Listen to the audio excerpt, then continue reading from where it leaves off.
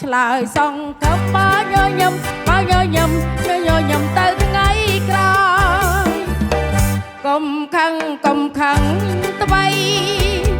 ត្រីម្ដាយបោកក្រគ្រាបើស្ដាហើយសោមដូចជាញញឹមភ្លាមចាប់កឹងនឹងអត់ទៀតទៅ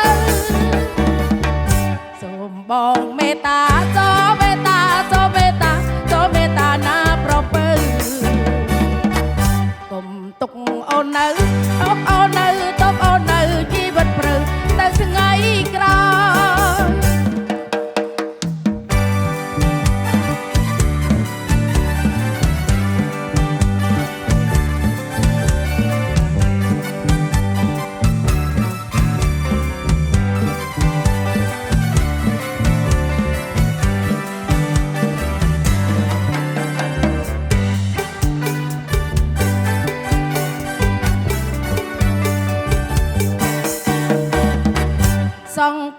សង្ឃឹម